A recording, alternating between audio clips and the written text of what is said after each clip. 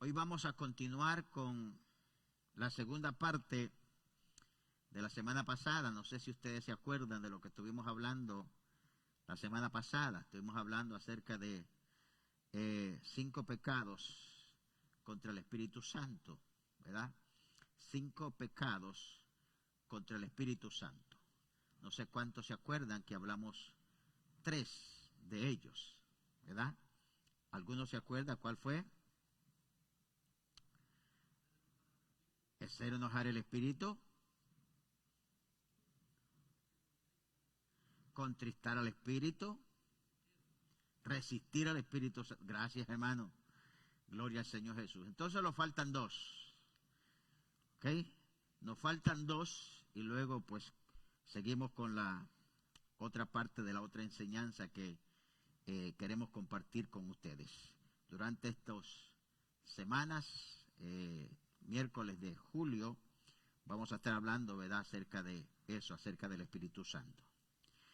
Vamos a ir al libro de los Hechos de los Apóstoles en el capítulo 5 y hoy vamos a mirar el 4º punto, que es mentir al Espíritu Santo. Y vamos a ver lo delicado que es y tan fácil que es mentir. No solamente al Espíritu Santo, sino que le mentimos a mucha gente, ¿verdad que sí? Cualquier cosita nosotros inventamos para salir ¿de qué? Del problema. Pero hoy vamos a ver lo delicado que es mentirle al Espíritu Santo. Y cuando usted y yo le mentimos a alguien, no le estamos mintiendo a la persona. ¿Le estamos mintiendo a quién? ¿Verdad? A nosotros mismos y a Dios. Hechos capítulo 5, desde el versículo 1 en adelante. Vamos a mirar ahí la palabra del Señor. Dice la palabra del Señor. ¿Lo tienen todos? Hechos capítulo 5. Dice la palabra del Señor. Pero cierto hombre llamado Ananías, con Zafira su mujer, vendió una heredad y sustrajo del precio, sabiéndolo también su mujer, y trayendo solo una parte, la puso a los pies de los apóstoles. Antes de continuar aquí, yo quiero preguntarles, ¿los discípulos le habían pedido a esta pareja que vendiesen la heredad y la trajesen a los pies de ellos? ¿Verdad que no? Ni los discípulos, ni el Espíritu Santo, ni nadie le había dicho a ellos. Entonces quiere decir que ellos solo fue que ofrecieron eso.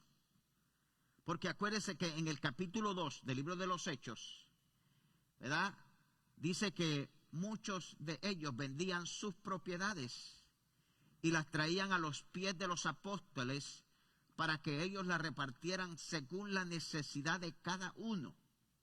Y de esa manera no había, digamos, necesidad en el pueblo, porque muchos de los que tenían propiedades las vendían y las traían a los pies de los apóstoles. Ahora, les estoy diciendo esto, que era lo que estaba aconteciendo, ¿ok? Usted no tiene que vender nada. Dice el verso 3. Y dijo Pedro: Ananías, ¿por qué llenó Satanás tu corazón para que mintieses a quién? Al Espíritu Santo, y sustrajeses del precio de la heredad. Mire lo que dice. Reteniéndola, no se te quedaba a ti, y vendida no estaba en tu poder. Por eso es que le dije que a ellos nadie les había pedido que trajese nada, sino que ellos, ¿verdad?, se ofrecieron a traerla. Ahora, vamos a mirar más adelantito eso. Dice: ¿por qué pusiste esto en tu corazón? No has mentido a los hombres, sino ¿a quién? A Dios. al oír Ananías estas palabras, cayó y expiró, y vino un gran temor sobre todos los que oyeron. Y levantándose los jóvenes, lo envolvieron y sacándolo, lo sepultaron. Y mire lo que dice el verso 7. Pasando un lapso como de 3 horas, sucedió que entró su mujer, no sabiendo lo que había acontecido. Entonces Pedro le dijo: dime, ¿vendiste en tanto la heredad? Y ella dijo: sí, en tanto. Y Pedro le dijo: ¿por qué convenisteis en tentar al Espíritu del Señor? He aquí a la puerta los pies de los que han sepultado a tu marido, y te sacarán a ti. Al instante ella cayó a los pies de él y expiró. Y cuando entraron los jóvenes, la hallaron muerta. Y la sacaron y la sepultaron junto a su marido. Y vino gran temor sobre toda la iglesia y sobre todos los que oyeron estas cosas. Así que hoy vamos a estudiar el pecado de mentirle al Espíritu Santo. Y todo mentira, todo lo que alguien inventa es pecado. Mentira es eso, ¿verdad? De que dicen que hay mentiritas chiquitas, mentiritas blancas. No. Todo es mentira. Y de todas maneras, de todo nosotros le tenemos que dar cuentas ¿a quién? Al Señor. Entonces mentir, engañar y ocultar son conceptos similares a nivel popular, a nivel de todo el mundo, aunque tienen sus diferencias. La Biblia condena fuertemente la mentira. O sea, cuando nosotros vamos a la palabra del Señor en Números capítulo 23, creo versículo 19, Dios dice que no es hombre para que mienta, ni hijo de hombre para que se arrepienta. Él dijo y no hará, habló y no lo ejecutará. Así que, ¿por qué razón, digamos, usted y yo debemos de guardarnos de mentirle al Espíritu Santo o mentirle a cualquier otra persona? Porque nosotros somos hijos de Dios y debemos de amar la verdad sabiendo que con eso usted y yo honramos al Señor. Cuando nosotros decimos la verdad, ¿verdad? Y amamos la verdad, nosotros estamos honrando a Dios. Cuando nosotros decimos mentira, estamos deshonrando a Dios y estamos pecando contra Dios. Entonces, por eso es que nosotros debemos de amar la verdad, porque Dios es la verdad. Y dice que Él no es hijo de hombre, ¿verdad? ¿Para qué? Para que se arrepienta. Dios nunca se arrepiente, nunca miente, porque Él es verdad. Entonces, número 1, Dios no miente. Número 2, Jesucristo dice que los mentirosos, ¿verdad?, no heredarán el reino de Dios. Entonces se da cuenta, digamos, la importancia que nosotros como creyentes practiquemos la verdad de Dios, porque ningún mentiroso entrará al reino de los cielos. Y la Biblia dice que los que no aman la verdad, ¿verdad?, son hijos de ¿quién? De Satanás. Entonces nosotros tenemos que amar la verdad, practicar la verdad, ¿verdad?, y dejar la mentira. Dice Mateo capítulo 15, versículos 18 y 19 y 20. Dice, pero los que sale de la boca del corazón, sale. Y esto contamina al hombre, porque del corazón salen los malos pensamientos, los homicidios, los adulterios, las fornicaciones, los hurtos y los falsos testimonios y las blasfemias. Decir, digamos, un falso testimonio es estar mintiendo. ¿Por qué? Porque no es verdad, es ¿qué? Falso testimonio. Entonces nosotros debemos de tener mucho cuidado cuando nosotros vamos a emitir, digamos, un comentario que nosotros ni siquiera sabemos, sino porque nosotros lo hemos escuchado de alguien más y lo estamos dando como verdad cuando es que mentira. Entonces, por eso es que es importante que hoy nosotros entendamos que usted y yo necesitamos practicar la verdad de Dios. ¿Para qué? Para honrar a Dios. En otras palabras, el que miente con propósito escoge asociarse con el mundo y con Satanás. Mire, el mundo está lleno de mentiras. La gente por conseguir algo miente. Los políticos por conseguir algo mienten. Y prometen tantas cosas. Pero cuando ya están en el poder no hacen nada. ¿Eso fue qué? Puras promesas, fueron puras mentiras. ¿Para qué? Para engañar al pueblo. Es lo mismo que el diablo hace a veces con el creyente, ¿verdad? Le hace que diga cosas simplemente, ¿para qué? Para engañarlo. Entonces nosotros tenemos que entender que tenemos que amar la verdad. ¿La verdad de quién? La verdad de Dios. Tercero, en el Nuevo Testamento se advierte que los mentirosos no tendrán parte en el reino de Dios. Siendo esto así, ¿no será mejor andar en la verdad de Cristo?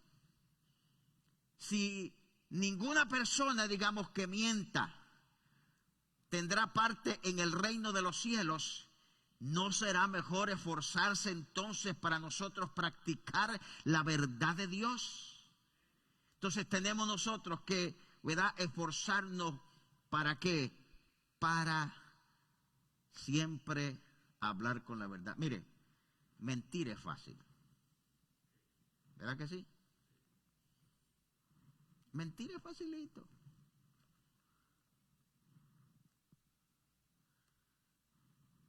Dígame la manera más fácil de mentir.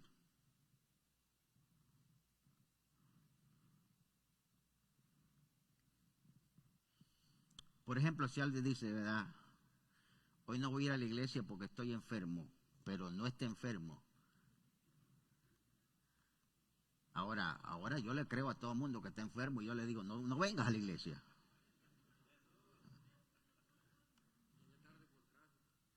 Llegó tarde por tráfico.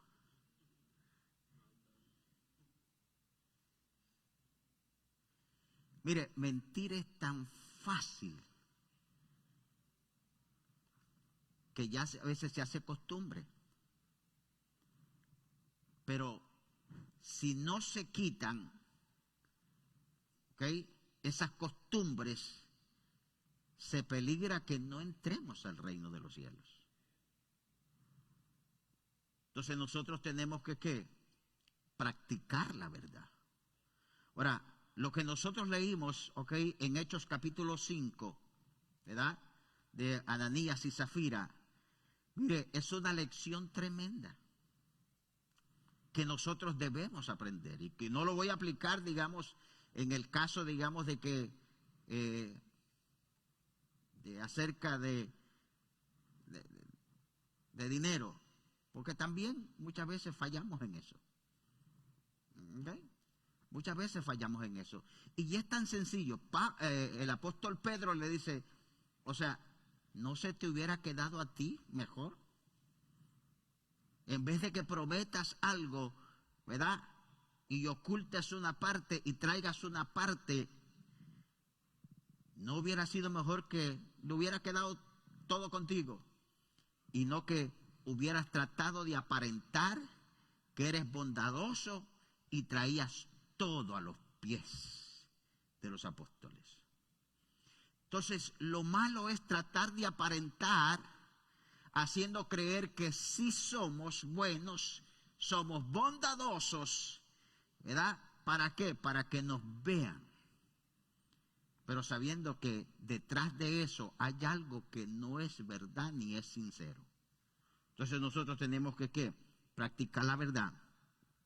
Miren, el Salmo 101, verso 7 dice, no habitará dentro de mi casa el que hace fraude, el que habla mentiras, ni se afirmará delante de mis ojos.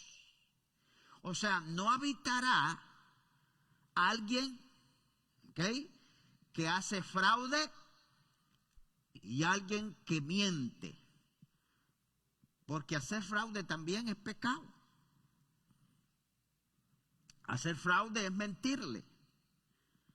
Entonces, hay muchas cosas que nosotros tenemos que saber que no son parte ya de nuestra vida diaria, sino que lo único que es parte de nuestras vidas es la palabra del Señor, es Cristo en nuestras vidas, es el Espíritu Santo en nosotros, guiándolos para que hagamos lo bueno y lo recto delante de Dios. Entonces, todas esas cosas deben de ¿qué? De quitarse. Entonces, en estos pasajes que nosotros hemos leído, se nos enseña una gran lección, que mentirle al Espíritu Santo tiene consecuencias muy graves. Y quizás nosotros podemos decir, oye, pero eso es injusto, por lo menos estaban dando algo. ¿Y para qué los mataron? Bueno, así es de serio, digamos, mentirle al Espíritu Santo. Gracias al Señor, ¿verdad?, de que ahora pues no se manifiesta de esa manera el Espíritu Santo, ¿verdad? Si no, ya cuántos.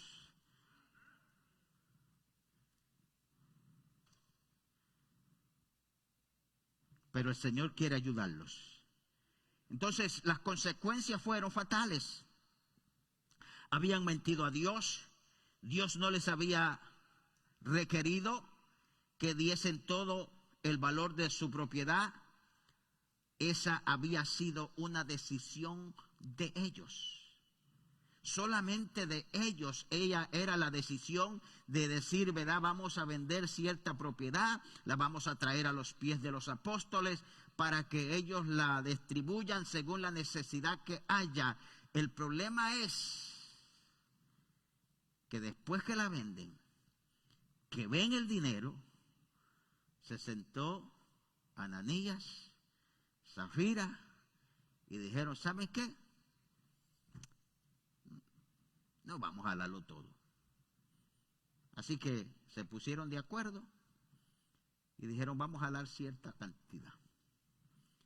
Y la cosa es que no sé a qué fue la mujer, ¿verdad?, de Ananías, o sea, Zafira, no sé a qué fue, quizás a buscar al hombre porque ya tenía 3 horas que no llegaba. Y fue, digamos, y encuentra a Pedro. Y le dice, oye, ¿y ustedes vendieron en tanto la propiedad que? Oh, sí, dijo la mujer, en eso la vendimos. Y le dice, mira, aquí están los jóvenes que fueron a enterrar a tu marido.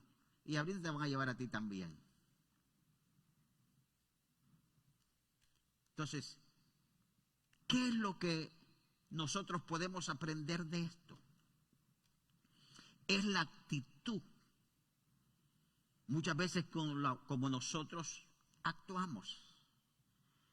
Mire, si la mujer hubiera dicho, no, mira, lo vendimos en tanto, lo que pasa es que nosotros dejamos una parte porque había otra necesidad en nuestras vidas. No queríamos quedarlos completamente sin nada. Estoy seguro que no hubiera pasado nada. El problema es mentirle al Espíritu Santo. El problema es mentirle a Dios. Mire, algo que usted y yo necesitamos entender es que Dios lo sabe todo. Dios lo conoce todo. Dios sabe lo que usted y yo estamos pensando ahora en este mismo momento. Dios sabe dónde nosotros estuvimos hoy en este día. Dios sabe las palabras que salieron de nuestras bocas. Dios sabe todo lo que nosotros no nos imaginamos. Él lo sabe todo. porque Él es Dios. Él puede leer nuestros pensamientos, Él conoce nuestros corazones y nuestras mentes. Dios lo conoce. Así que usted y yo no podemos mentirle, gloria al Señor Jesucristo. Podemos mentirle al vecino, al que está al lado de nosotros, pero no le podemos mentir a Dios. Entonces necesitamos entender que cualquier cosa que nosotros hagamos, hay alguien que nos está mirando. Entonces, el apóstol Pedro nos enseña el origen del problema. No era que ellos se quedaran con una parte, digamos, sino pretender hacer creer a los apóstoles o al Espíritu Santo que estaban dándolo todo. Mire, la Biblia dice que usted y yo no debemos hacer promesas que no podemos cumplir. Es mejor decir no que decir sí y no cumplirlo. Porque Dios no nos está obligando a nosotros. Es más, Dios no nos obliga a que nosotros traigamos, digamos, la ofrenda o el diezmo. Voluntario.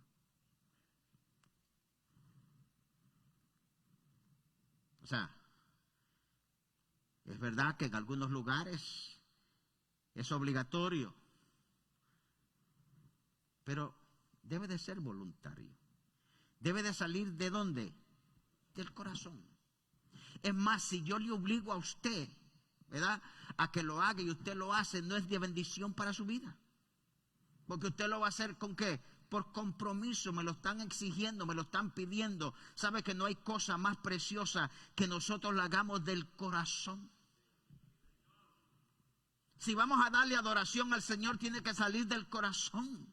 Si vamos a darle un agradecimiento a Dios, debe de salir del corazón. Si vamos a darle una oración al Señor, tiene que salir de lo más profundo del corazón. No por cosas que hemos oído, hemos aprendido. Tiene que salir del corazón. Todo tiene que ser, aleluya, voluntariamente para la gloria y la honra del Señor Jesús.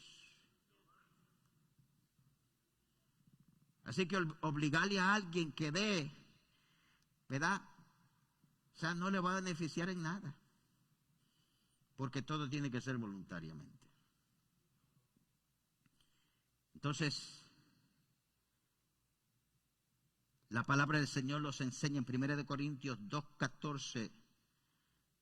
Dice, pero el hombre natural no percibe las cosas que son del Espíritu de Dios. Porque para él son ¿qué? Locuras. Y no las puede entender porque se han de discernir espiritualmente. Entonces, usted y yo, aleluya, que conocemos la palabra del Señor, que hemos recibido al Espíritu Santo, podemos entender las cosas porque se pueden entender, digamos, a través del Espíritu Santo. El que no conoce a Dios, el que no ha recibido, ¿verdad?, nada del Espíritu Santo, no podrá entender las cosas, gloria al Señor, porque es un hombre natural. Pero el hombre espiritual puede percibir las cosas que son de Dios. El hombre espiritual sabe que mentir es malo. El hombre espiritual sabe que hacer negocios chuecos es malo. El hombre espiritual sabe que robarle a alguien es malo. ¿Por qué? Porque se pueden discernir a través del Espíritu Santo. Todas las cosas del Señor se deben discernir por el Espíritu Santo. Entonces, fue una actitud engañosa porque revelaron lo que había en su corazón.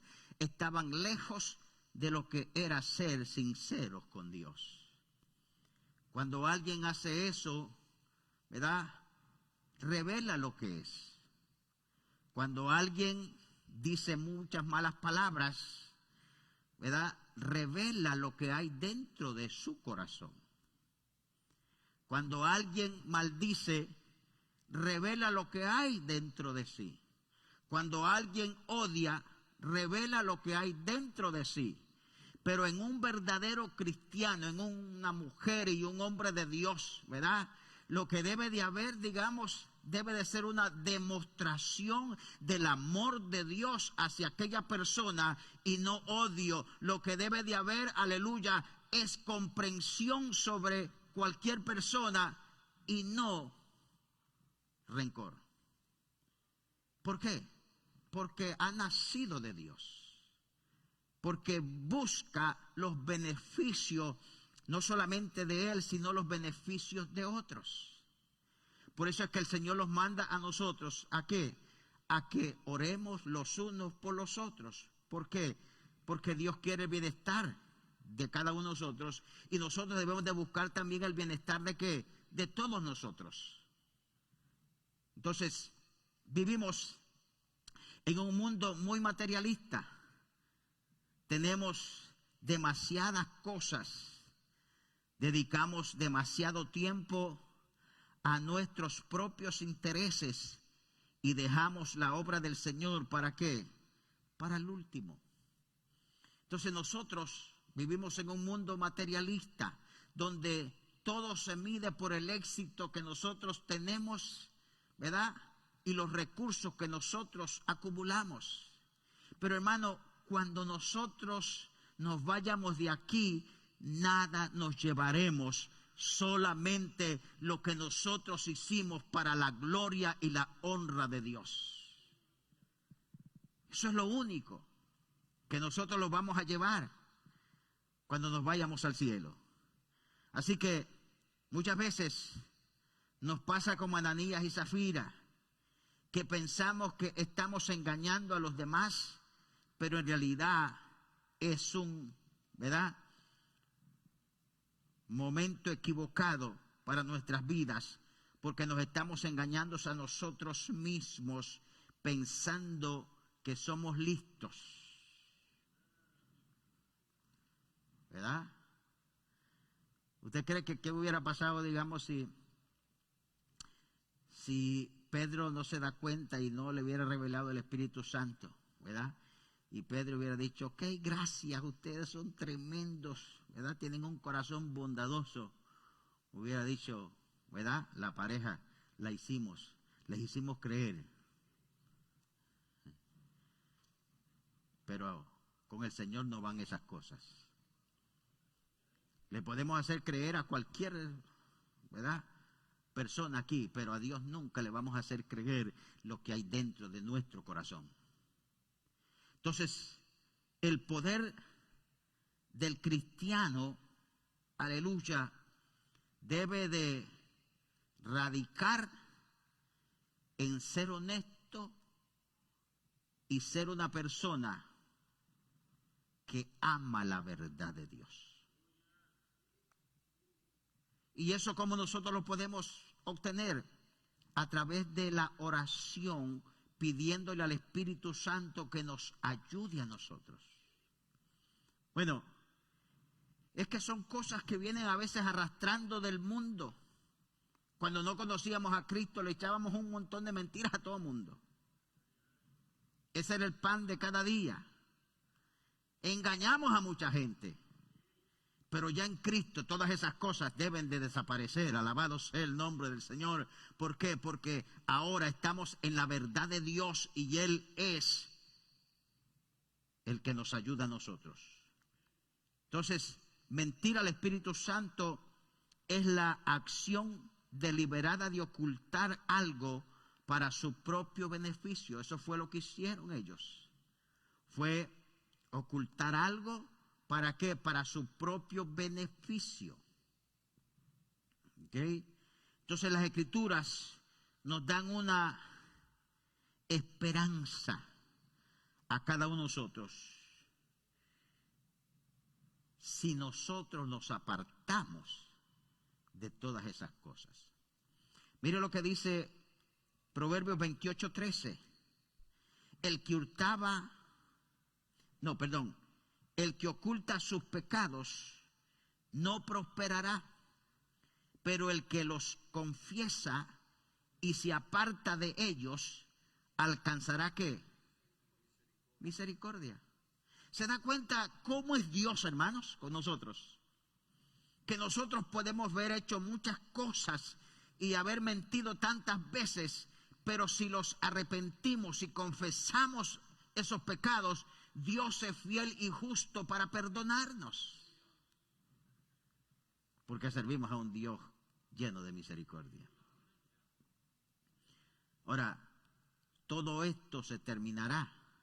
Hoy es el tiempo, digamos, de decir, voy a ser honesto con Dios, voy a servir al Señor, no voy a mentir más en el trabajo.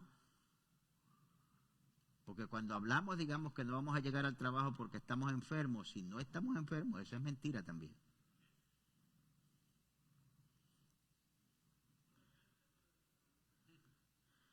Se le explotó la llanta y las llantas tienen exactamente el aire ahí.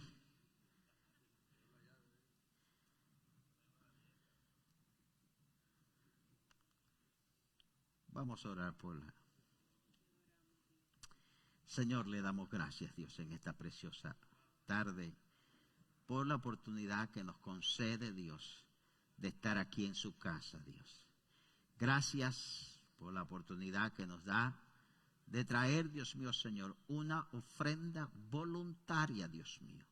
Señor, lo que usted ponga en el corazón de nosotros, eso traemos, Dios.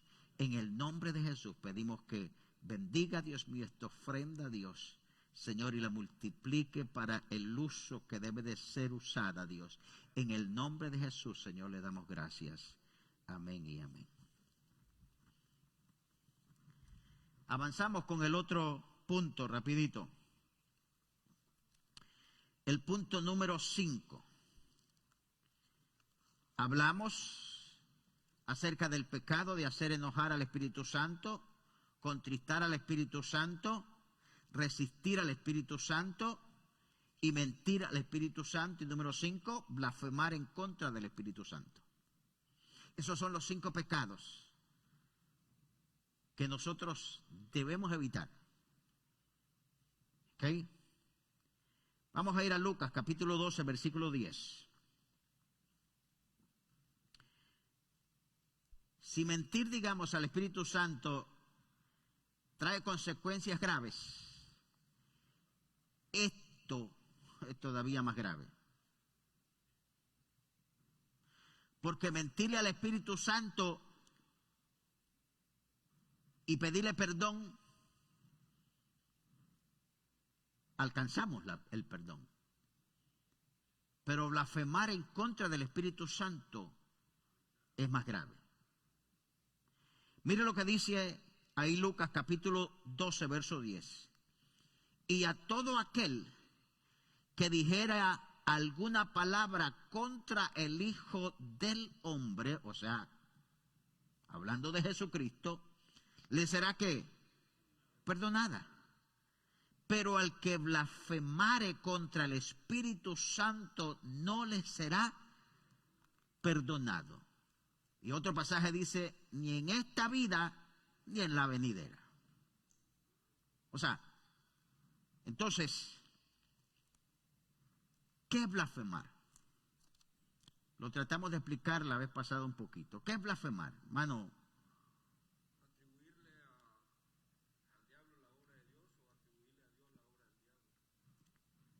atribuirle, ¿verdad?, una obra que Cristo ha hecho al diablo. Eso es blasfemar en contra del Espíritu Santo. Entonces, el concepto de blasfemar contra el Espíritu Santo se menciona en Lucas capítulo 12, verso 10 que leímos, y también Marcos capítulo 3, versículo 22 hasta el versículo 30 y Mateo 12, 22 al 32. Ahí se mencionan en estas 3 pasajes. La Biblia dice en Marcos 3, 22, pero los escribas que habían venido de Jerusalén decían que tenía a Belzabú y que por él príncipe de los demonios echaba fuera a los demonios. Y habiéndolos llamado, les decía en parábolas, ¿cómo puede Satanás echar fuera a Satanás? Entonces, eso es atribuirle un, ¿verdad?, hecho, un milagro de Dios a Satanás. Porque ¿qué era lo que había hecho Jesús? Sanar, ¿verdad?, a alguien que estaba, ¿qué?, endemoniado. Y entonces ellos dijeron, esto que está sucediendo por Belcebú es que está pasando toda esta situación aquí. Pero lo que ellos no entienden es que Cristo no tiene negocios con el diablo. Lo único que nosotros podemos entender es que al final de todo esto, Cristo va a vencer al diablo, porque a eso vino Cristo. Entonces no se le puede atribuir, digamos, cosas que Dios ha hecho al diablo, porque Cristo y el diablo ni siquiera son amigos.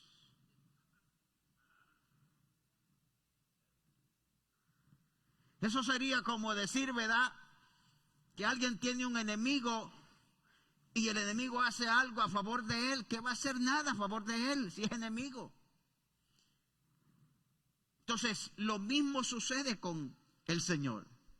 Y si vamos a Mateo capítulo 12, versículos 31 y 32, dice, por tanto os digo, todo pecado y blasfema será perdonada a los hombres, mas la blasfema contra el Espíritu no les será perdonado. A cualquiera que dijere alguna palabra contra el Hijo del Hombre le será perdonada, pero al que blasfeme contra el Espíritu Santo no le será perdonada ni en este siglo ni en el venidero. Entonces, dijimos también que nosotros debemos de tener cuidado cuando nosotros, ¿verdad?, pensamos en nuestro corazón que si es el Espíritu o no es el Espíritu. Por ejemplo, si alguien, digamos, se levanta en la congregación y comienza a hablar, ¿verdad?, en nombre de Dios, y alguien dice, no, eso no es de Dios. ¿Y qué tal si es de Dios?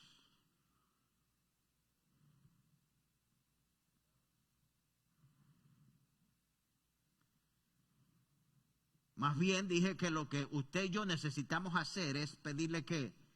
Discernimiento al Espíritu Santo.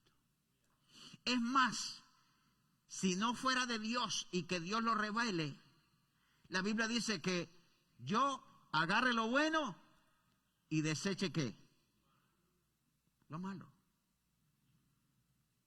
Entonces, tenemos que tener un cuidado, ¿ok?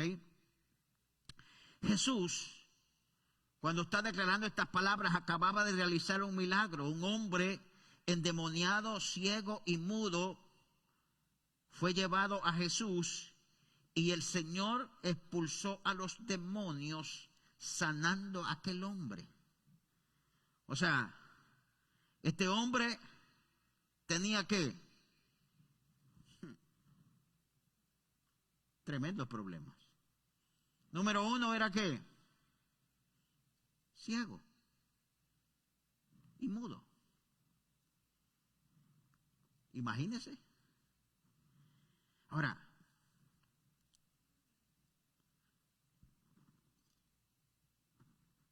¿cómo es que si estaba ciego y estaba mudo, y el problema que tenía también era que estaba endemoniado? O sea, tenía tres problemas: ciego, mudo y endemoniado. Entonces quiere decir que lo que tenía a este hombre en la condición que estaban eran los demonios que estaban dentro. Porque Jesús no menciona aquí que oró para que recibiera la vista, ni para que recibiera, ¿verdad?,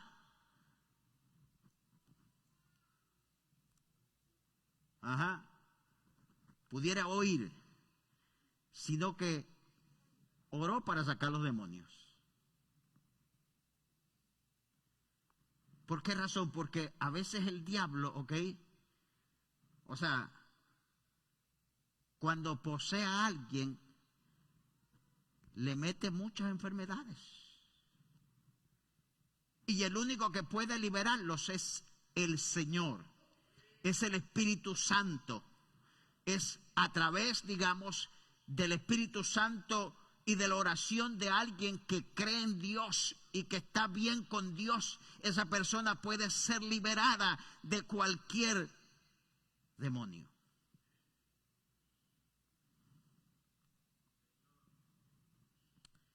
Mire,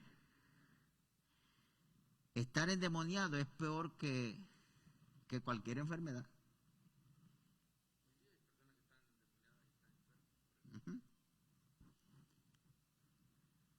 Pero mire,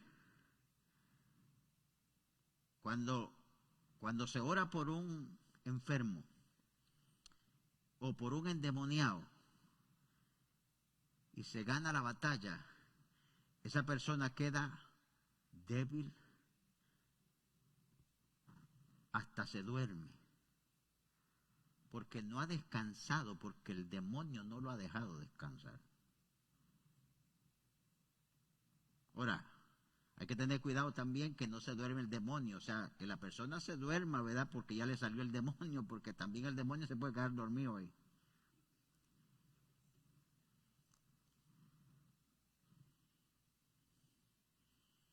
Así que la Biblia dice en el verso 22 del capítulo 12 de Mateo, dice: entonces fue traído a él un endemoniado, ciego y mudo, y le sanó de tal manera que el ciego y mudo veía y hablaba. Ciego y mudo. Y cuando Jesús le expulsa a los demonios, ya comenzó a mirar y hablar. Así que los testigos oculares que este milagro comenzaron a presenciar, o sea, los que estaban ahí en ese momento y viendo todo lo que estaba aconteciendo, quizás comenzaron a preguntarse: ¿será realmente el Mesías que hemos estado esperando? Mire el verso 23, vaya conmigo al verso 23 del capítulo 12 de Mateo. Esto es lo que ellos estaban preguntando. Y mire lo que estaban diciendo ellos. Y toda la gente estaba atónita y decía: ¿será este aquel hijo de David? O sea, no estaba Jesús solo, ni el endemoniado, sino que había más gente. Pero también estaban los escribas, los que estaban rechazando el poder de Dios. Entonces, mientras la gente se está preguntando: ¿será este el Mesías al que nosotros estamos esperando?, ellos dicen: no, este hombre está echándolo fuera a los demonios por Belzabú, por los mismos demonios. Así que los fariseos, al escuchar la conversación del Mesías echando fuera a los demonios, rápidamente aplastaron la fe de la multitud diciendo: este no echa fuera a los demonios sino por Belzabú, príncipe de los demonios. Eso fue lo que dijeron en el capítulo 24. Mas los fariseos, al oír, decían: este no echa fuera a los demonios por el poder de Dios o por el poder que él tiene. Pero Jesús les responde a los fariseos y a sus maquinaciones con argumentos sabios. Y mire lo que les dice en el verso 25. Sabiendo Jesús los pensamientos de ellos, les dijo: todo reino dividido contra sí mismo es asolado, y toda ciudad o casa dividida contra sí misma no permanecerá. O sea, en otras palabras le dice: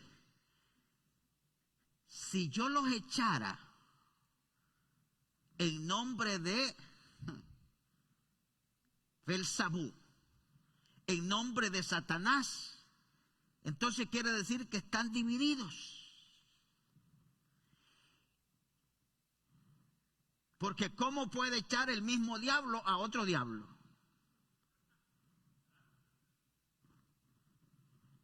No se puede.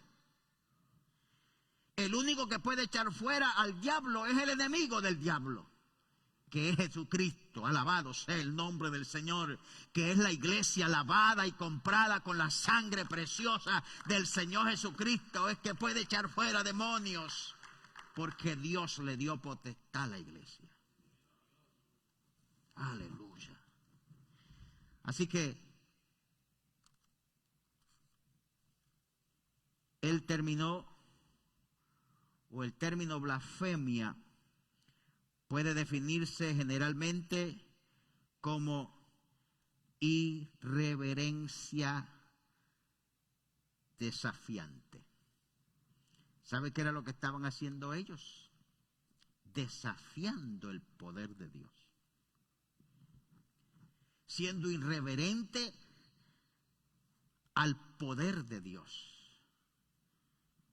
Oiga, quizás por muy incrédulo que hubiera sido alguien, mirando al Señor Jesucristo, quizás poniéndole las manos a aquel hombre y ordenándole a los demonios que salieran de él y siendo liberado ese hombre, cualquiera hubiera podido creer.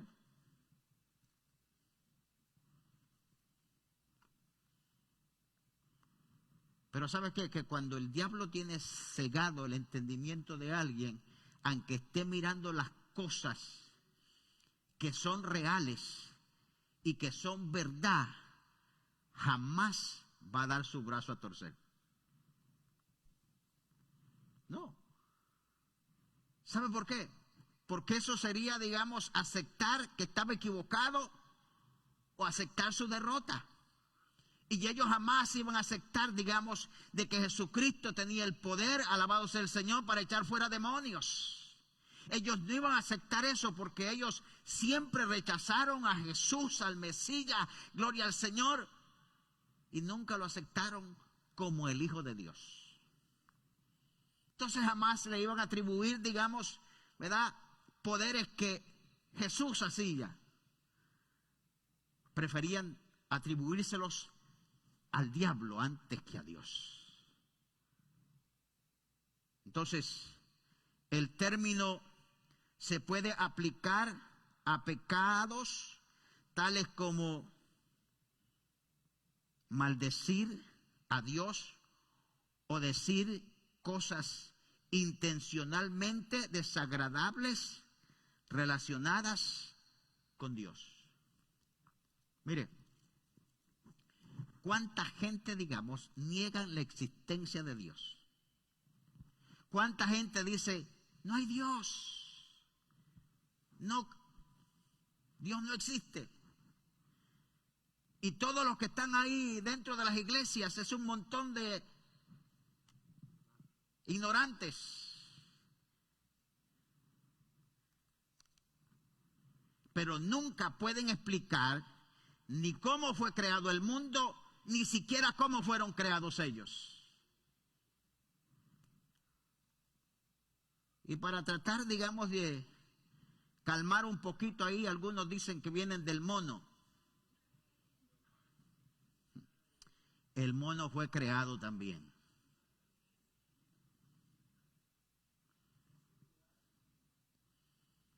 Y para que el mono sea el papá de ellos, por lo menos salieron más bonitos que el mono, ¿no?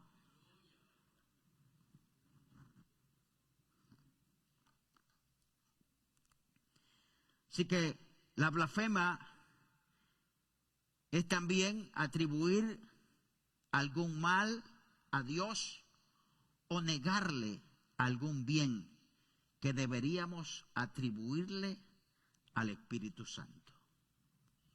Mire, hay gente que culpa a Dios de todo lo que está pasando.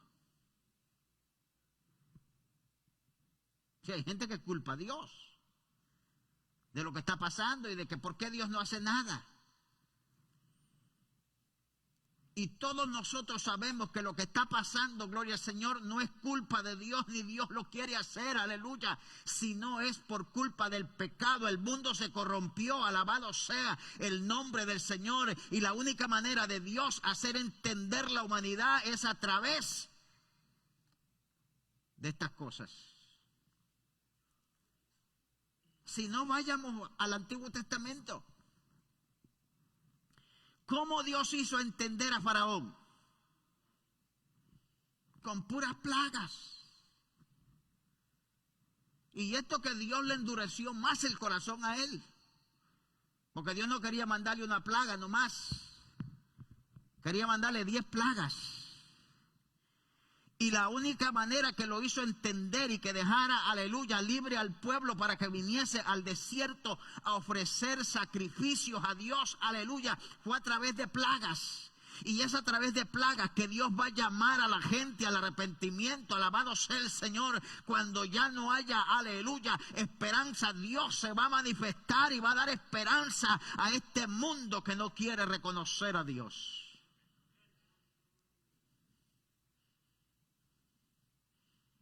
Dios no es malo. Por eso es que hay gente que dice que si Dios existiera no pasaran las cosas que están pasando. Dios existe.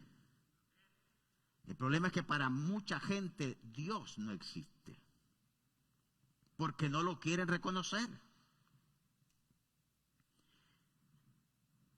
Todo lo que se mueve y pasa en el mundo entero es por la voluntad de Dios. Es Dios que tiene el control. No hay nada que suceda aquí que no sea Dios el que está en control. Así que este caso particular de blasfemia, sin embargo, se llama la blasfema contra el Espíritu Santo, lo que leímos de Mateo 12:31. Los blasfemos, aleluya, que eran los fariseos, habiendo sido testigos de pruebas irreputables de que Jesús estaba obrando milagros en el poder del Espíritu Santo, afirmaron que no era de Dios. O sea, estamos hablando de pruebas. No fue que a los fariseos le fueron y le contaron lo que Jesús había hecho. Ellos estaban ahí. Eso sería como que Dios sanara a alguien aquí en este altar y alguien vaya y diga, eso no es de Dios. Ahí va a andar otra vez con el dolor, va a andar cojeando otra vez.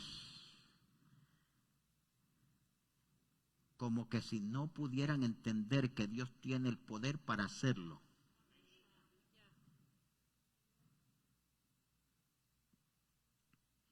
Entonces fíjese que en Marcos 3:30 Jesús es muy específico acerca de lo que los fariseos hicieron para blasfemar contra el Espíritu Santo. Dice, porque ellos habían dicho, ¿tiene espíritu qué? O sea,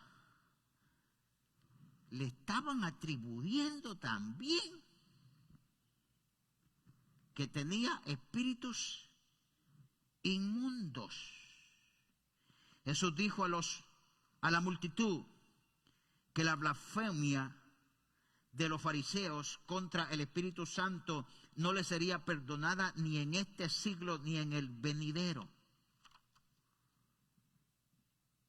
Esta es otra manera de decir que su pecado nunca jamás sería perdonado, ni ahora ni en la eternidad, como dice Marcos 3:29, es reo de justicia eterna. Entonces la blasfema contra el Espíritu Santo es atribuida ¿a qué? A la obra del Espíritu Santo. O sea, cuando alguien niega la obra que el Espíritu Santo está haciendo, está ¿qué? Negando la obra del Espíritu Santo, negando a Cristo, negando lo que Dios puede hacer. Entonces, blasfemia contra el Espíritu Santo es negar la obra del Espíritu Santo. Vaya conmigo a Mateo 13:11.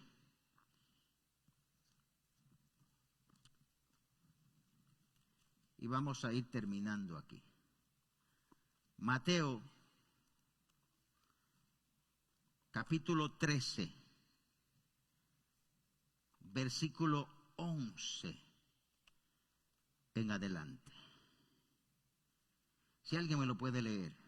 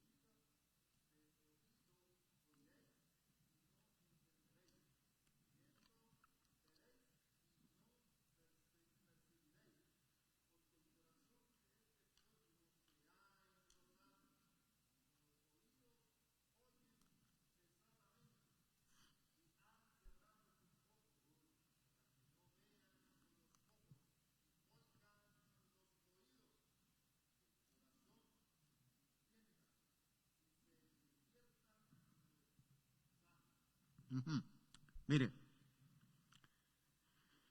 qué tremendo es que el mismo Dios a la gente que no cree, por lo que ven, el mismo Dios les ciega el entendimiento y los ojos. ¿Para qué? Pues para que no crean. Como quiera no creen. Y eso fue lo mismo que sucedió con Faraón. Le mandó una plaga, endureció más el corazón. Le mandó otra plaga, endureció más el corazón. Y cada vez que le mandaba una plaga, más fuerte era el corazón de aquel hombre. Pero al final, Dios siempre gana. Dios siempre gana. Pobrecito del ser humano que se opone contra Dios. La lleva de perder, porque Dios nunca ha perdido una sola batalla. Él siempre ha ganado. Alabado sea el nombre del Señor Jesús. Lo que pasa es que, mire, Dios es tan paciente que deja muchas veces que el hombre haga lo que quiere, a ver hasta dónde llega. Pero Dios le ha puesto, digamos, un límite. De aquí no puedes pasar. Y cuando el hombre trata de pasar ese límite, entonces Dios dice, bueno, ahora voy yo. A ver si es verdad. ¿Se acuerda con aquellos que querían llegar hasta el cielo? Que dijeron, los vamos a hacer una torre. Y no hay nadie que los pare. Y Dios los dejó ahí pacientes, que trabajaran, hicieran lodo, hicieran adobe y comenzaran a ir. Y yo no sé cuánto le faltaba para llegar al cielo, pero dijo el Señor, ahorita me arreglo yo con ellos.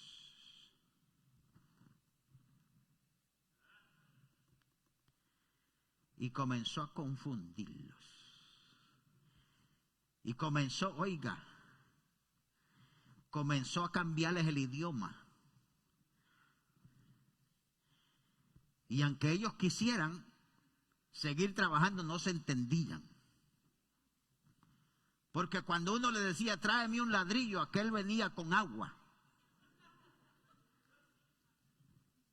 Igual como los pasa a veces a nosotros, con los americanos, ¿verdad? Nos piden una cosa y llevamos otra cosa.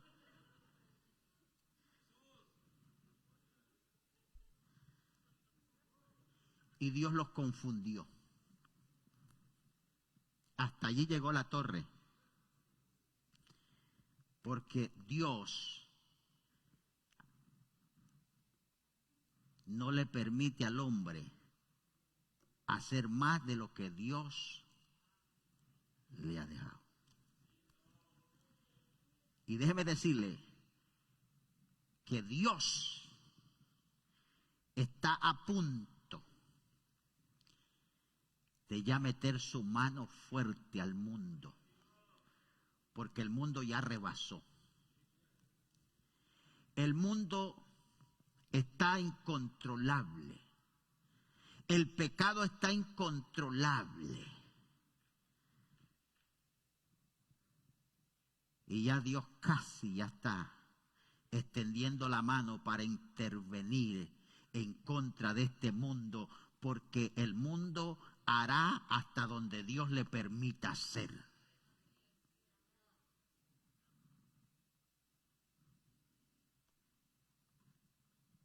Y también a la iglesia.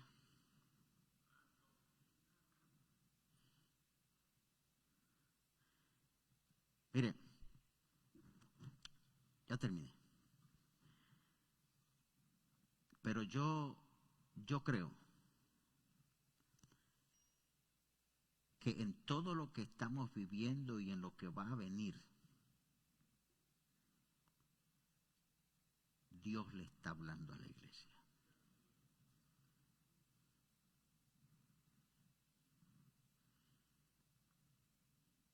La iglesia se salió del propósito de Dios. La iglesia se comercializó.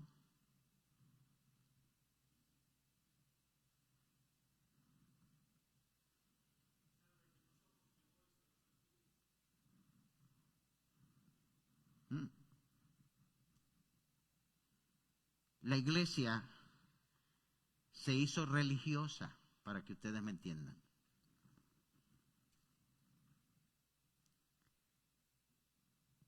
Y Dios no quiere una iglesia religiosa. Dios quiere una iglesia entregada a Dios.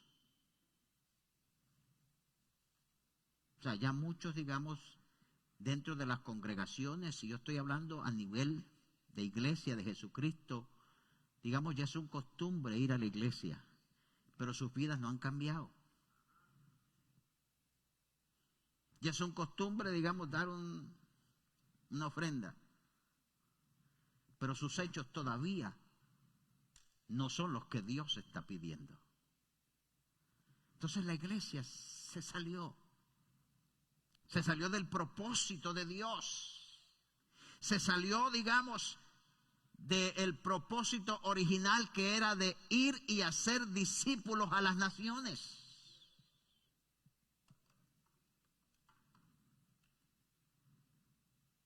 Y Dios nos está hablando. Ojalá que nosotros entendamos que es Dios hablándolos a nosotros. Y que después que pase todo esto, Dios va a requerir que la iglesia, digamos, vuelva a lo que era la iglesia del Señor antes. Que usted y yo no estemos aquí, aleluya, por nada de otra cosa que no sea, digamos, para adorar y bendecir y glorificar el nombre poderoso de Cristo Jesús. Alabado sea el nombre del Señor. Que no estemos aquí por beneficios propios, sino por beneficio de nuestras almas y de servir al Señor. Eso es lo que Dios va a requerir de la iglesia hoy en este tiempo. Este es el tiempo de reflexión. Este es el tiempo de nosotros meditar. Este es el tiempo de decirle al Señor, ¿qué me quieres enseñar, Señor? Hermano, usted y yo tenemos que preguntarle al Señor, Señor, ¿qué me quieres enseñar?